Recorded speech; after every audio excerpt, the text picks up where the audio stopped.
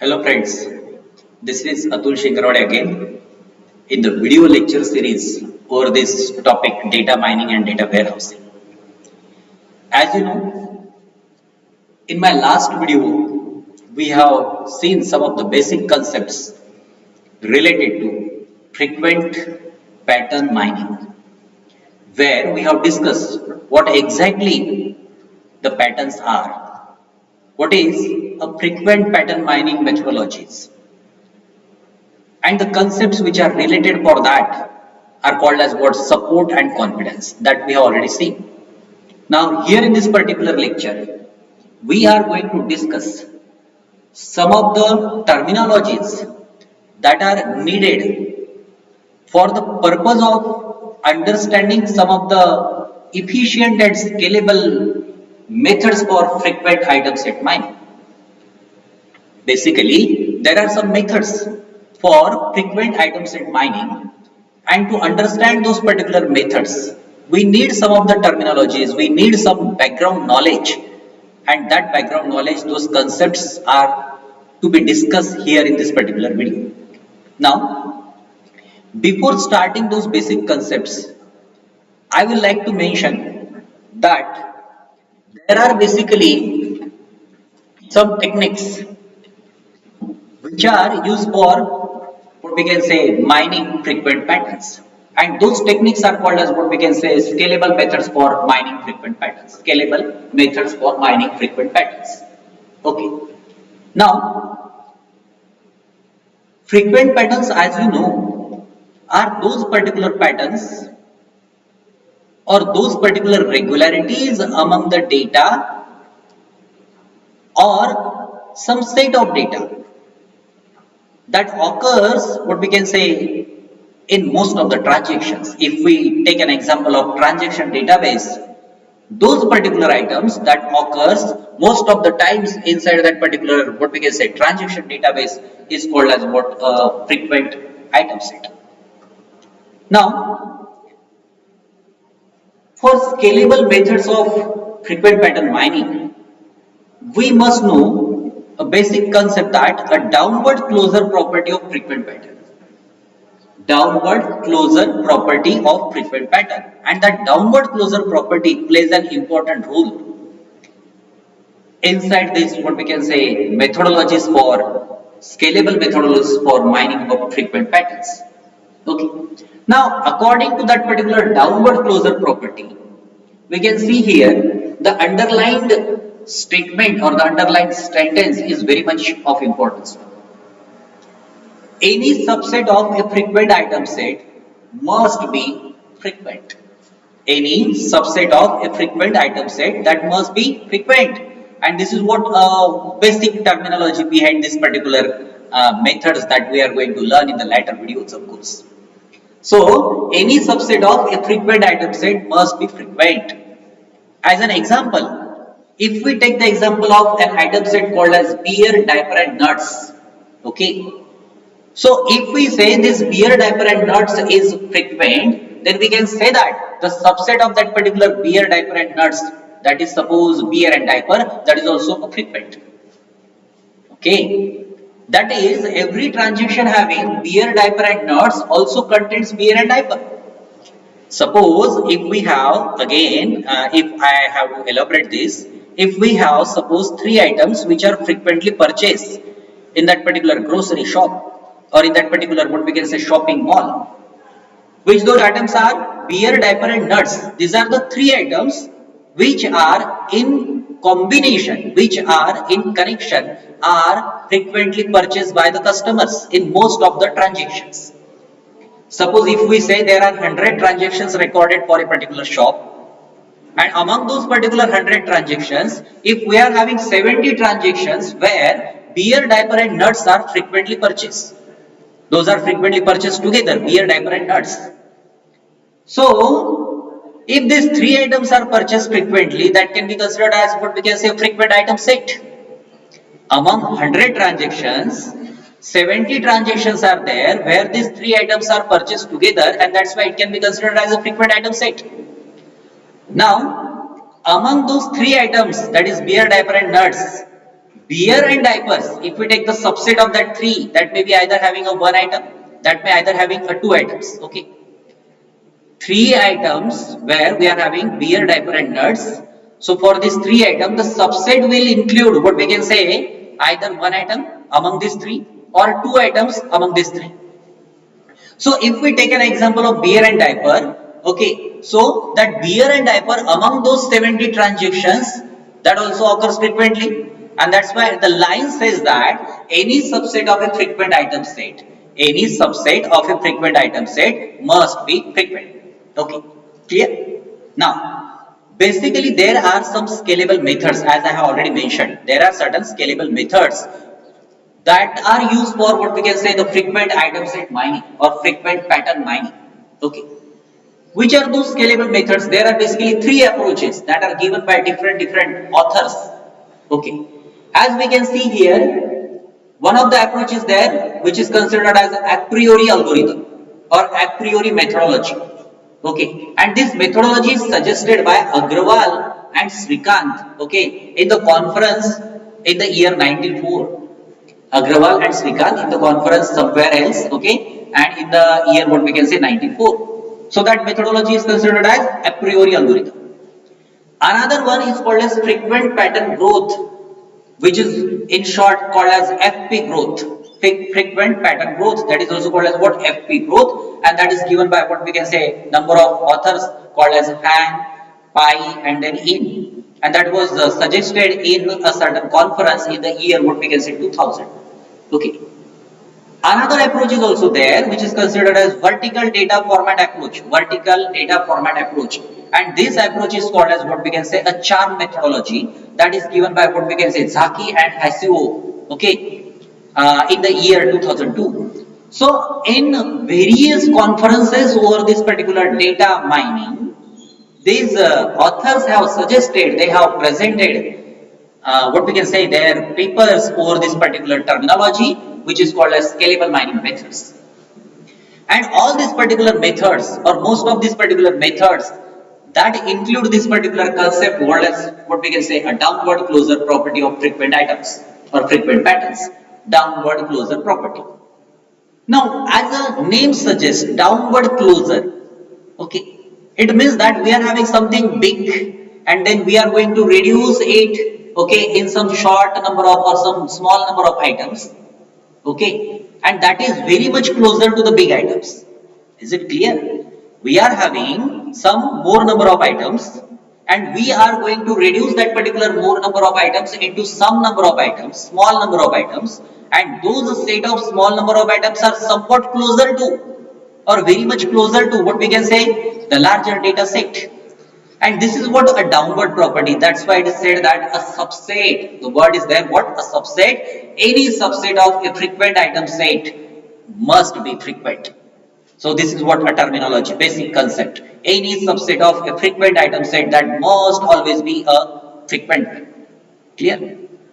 Now, to understand this particular what we can say scalable methods, as we know it is named as scalable methods, and we know that scalable means what? It is related to some types of what we can say calculation measurement. So there are certain scalable methods for mining frequent patterns, as I have already said, and these methods or these terminology, these methods rather, that make use of this particular concept called as what we can say a downward closure. So here in this particular concept we are going to, or here in this particular video we are going to learn those concepts which are required for scalable methods for mining frequent patterns. Okay, and those particular concepts are called as what we can say closed sets. Then we can have another terminology that is known as downward closure. Of course, frequent item set, that is very much needed and that I have already mentioned in my last video also. And then we can have a candidate item sets.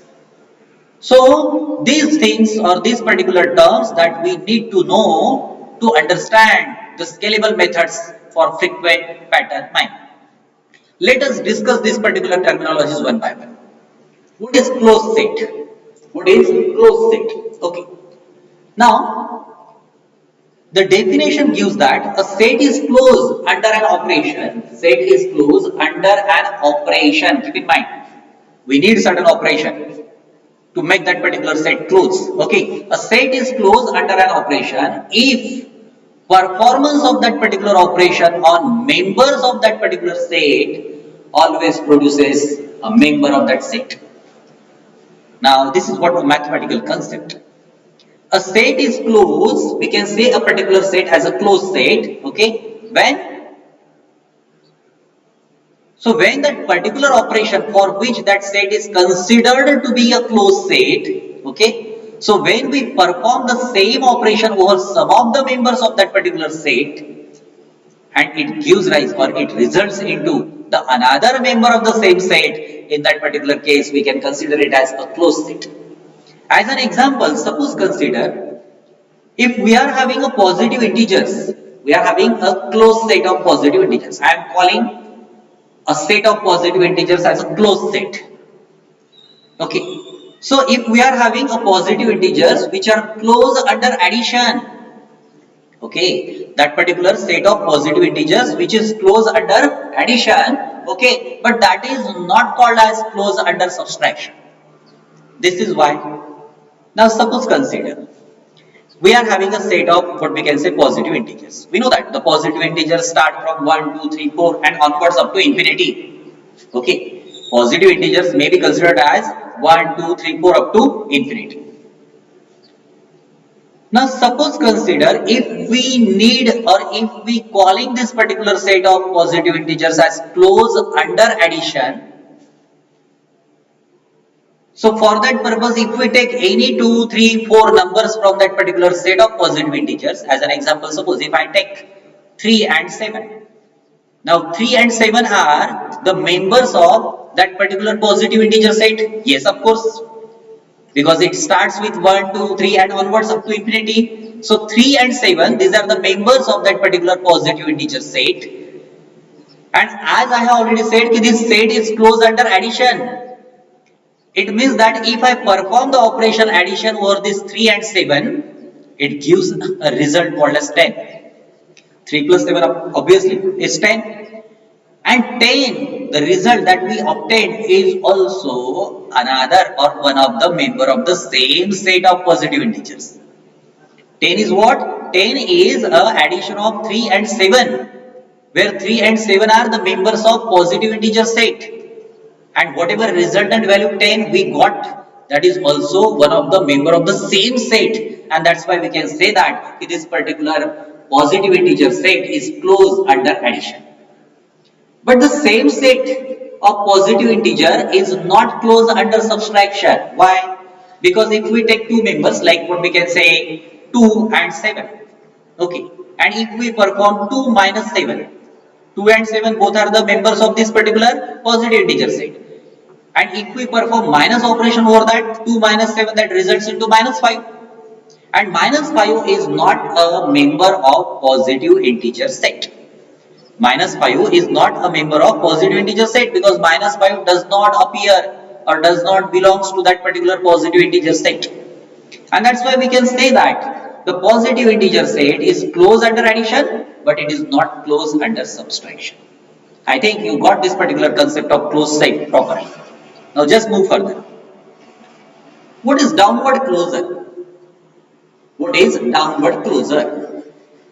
Now, as it is already mentioned here, this property helps what to reduce the search space of possible solutions. This property helps to reduce what? The search space of possible solutions. That is, once an item set is found to be small, okay, not large, then any extension to that particular item set formed by adding one or more items to that set will also yield to a small item set. And this is known as a downward closure property.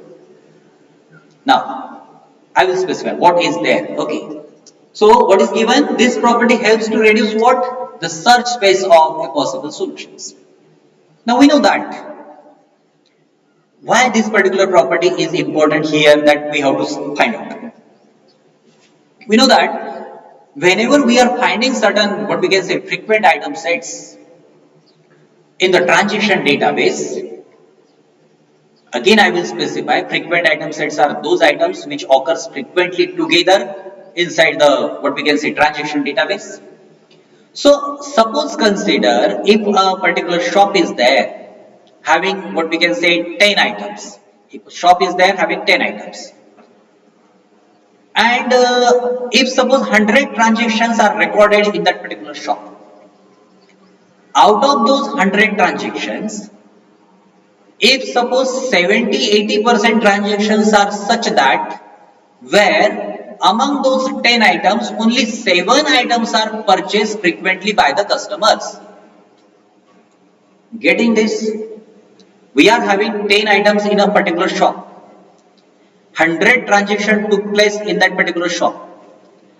And among those 100 transactions, 80% transactions are there where among those 10, only 7 items are purchased by customers. Okay. So we can say that this particular 7 items, okay. Now what is given here? अब ये मैंने 7 items purchase किए गए 80% time, okay, ये मैंने कैसे निकाला होगा? सो फॉर दैट पर्पज जितने 100 ट्रांजेक्शंस हुए हैं, all those 100 transactions that I have to study, I have to analyse, means which are those particular items, okay, that are generally what we can say purchased by the customers either in combination or in separation. To observe that, I have to go through all those 100 transactions. That is considered as my search space. That is considered as my search space. तब मुझे पता चला कि ऐसे 7 items है उस particular shop के अंदर 10 में से जो कस्टमर्स परचेस करते हैं. But there are some items like what we can say item number 8, 9 and 10, suppose whatever remaining items are there, that are purchased in very less number of types or less number of transactions, and those items may be considered as what we can say outlier items for that particular shopkeeper, क्योंकि वो ऐसे items है जो बहुत ही rarely purchase कर रहे हैं customers. तो वो पर्टिकुलर आइटम्स क्या कहलाएंगे? आउटलायर्स, क्योंकि वो पर्टिकुलर आइटम्स बहुत कम बार परचेस किए गए. अब ये डाउनवर्ड क्लोजर प्रॉपर्टी क्या बता रही मुझे कि अगर मुझे ऐसे कौन से आइटम्स है जो फ्रीक्वेंटली परचेस करना है, वो अगर मैं मैन्युअली निकालता हूं तो मेरी सर्च स्पेस बढ़ रही, 100 ट्रांजेक्शंस मुझे सर्च करना पड़ रहा. Okay, so this property helps to reduce, ये जो पर्टिकुलर सर्चिंग स्पेस है ना, इस सर्चिंग स्पेस को रिड्यूस कराने के लिए डाउनवर्ड क्लोजर प्रॉपर्टी का हेल्प होता है, यूज होता है. Okay, that is once an item set is found to be small, okay, not large, then any extension to that item set formed by adding one or more items to that set will also end a small item set. Now, just understand this particular concept properly. As I have already said in this particular example, कि among those 10, 7 items are there, okay, which are 80% times either in separation or in combination with another items, those are purchased. So this 7 is considered as what we can say a small item set, and those 3 remaining items are considered as what we can say the outliers that are of no use for data mining purpose. Okay, because that is not going to produce any what we can say fruitful effect in this particular knowledge discovery process. Okay. So those particular 7 what we can say items which is considered as a small item set, if we add some one or two items in that particular 7 frequently purchased items, then also what we can say the set will also be a small item set. This is what we can say वो particular जो shopkeeper है उसके ये समझ में आएगा कि ये 7 आइटम जो है ये ऐसे आइटम्स है जो फ्रीक्वेंटली या कस्टमर जनरली इंटरेस्ट दिखाते हैं. तो वो शॉपकीपर क्या करेगा, उसकी स्ट्रेटेजी क्या रहेगी कि ये 7 आइटम्स कौन से हैं, उसको वो स्टडी करेगा, और ये 7 आइटम के साथ और कौन से मार्केट में रिलेटेड आइटम हो सकते हैं, उसको अगर वो पर्टिकुलर 7 आइटम के साथ में ऐड कर देगा, ज्वाइन कर देगा, then also that particular item set will be considered as a small item set. Why? Because वो जो एक 8वें नंबर का आइटम, 9वें नंबर का आइटम, जो वो एक्स्ट्रा अपार्ट फ्रॉम दो 3 ऑफ कोर्स, क्योंकि 10 में से 7 आइटम्स उसने परचेस, 10 में से 7 आइटम्स के बारे में स्टडी किया, 3 आइटम्स तो ऐसे हैं जो रेयरली परचेस हो रहे हैं, तो वो शॉप के अंदर रखने की जरूरत भी नहीं है. But related to this particular 7 items, suppose मान लो कि one item is like this, okay, which is related to this particular 7, so he can keep that particular 8th item up, along with this particular 7 item, and then also that particular set is considered as what we can say a small item set. So this is what we can consider it as a downward closure property. Now to learn, again, as I have already mentioned, this particular scalable mining methodologies, we need to know another concept called as candidate generation. In case of a priori algorithm, we need to generate the candidates. Okay. And for candidate generation, we need to know the concept of frequent item set. That already I have covered in my last video, but still we will just go through this again. Okay. So what is frequent item set? So frequent item set is a set of course, frequent item set is a item set whose support is greater than some user specified minimum support, and that user specified minimum support is indicated by the value called as LK. This is what a symbol, where K is considered as the size of that particular item set. Where K is considered as the size of that particular item set. Now what is given? What is frequent item set? To find out a frequent item set, we must have specified the minimum support value every time. Okay. आप कौन से item set को frequent item set बोलोगे? 100 transactions में से कौन से transactions को आप फ्रीक्वेंट बोलोगे? तो उसके लिए मुझे कुछ तो भी एक मिनिमम क्राइटेरिया डिसाइड करना पड़ेगा, and that minimum criteria is called as minimum support. That may be considered as a threshold minimum support. Okay. और अगर उस मिनिमम सपोर्ट को सेटिस्फाई करके, इक्वल टू मिनिमम सपोर्ट और मोर देन मिनिमम सपोर्ट अगर मुझे आइटम्स मिल रहे, so that particular item set is called as frequent item set. As an example, मैं फिर से एग्जांपल बता रहा हूं कि 100 ट्रांजैक्शंस में से मैं ये बोल रहा हूं कि ऐसे कौन से आइटम्स है जो फ्रीक्वेंटली परचेस हो रहे हैं, वो अगर निकालना है तो मैंने मेरा एक क्राइटेरिया डिसाइड कर लिया कि अगर 100 ट्रांजैक्शंस में कुछ पर्टिकुलर आइटम्स को फ्रीक्वेंट कहना या नहीं कहना, इसके लिए मैंने एक क्राइटेरिया डिसाइड किया कि 100 में अगर सपोज 40 बार 40 टाइम्स वो दो प्रोडक्ट अगर साथ में परचेस किए गए तो हम उसको फ्रीक्वेंट बोलेंगे. तो ये जो 40 है ना, so this 40 is considered as a minimum support. Very simple.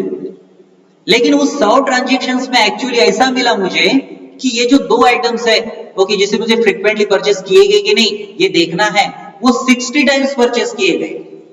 And that's why my frequent item set is having value 60. Okay, frequent item set की वैल्यू तो वो दो आइटम्स आएंगे, लेकिन मेरे पास जो सपोर्ट मिला, जो कॉन्फिडेंस मिला, वो कितना है मेरा? 60. Okay, so what is given? Frequent item set is item set whose support is greater. Of course, that should be greater than some user specified minimum support. और यूजर स्पेसिफाइड मिनिमम सपोर्ट कितना भी हो सकता है. Generally data mining process के अंदर minimum support की value कम रखो. That is generally to be kept as a minimum because it is considered as a minimum. Okay, so we should keep it as minimum so that there will be no more number of outliers. Okay, so frequent item set is the item set whose support is greater than some user specified minimum support, and that is given by LK. Okay, where K is the size of that particular item set. Okay, so this is what we can say a simple definition of frequent item set. Now we move further to know what this particular candidate item set is. Okay. Now a candidate item set is potentially frequent item set. Actually अगर देखा जाए तो उसके अंदर कोई ऐसा ज्यादा difference नहीं है. A candidate item set is potentially a frequent item set, and that is always denoted by what we can say a term, a symbol known as CK, where K is again what we can say the size of that item set.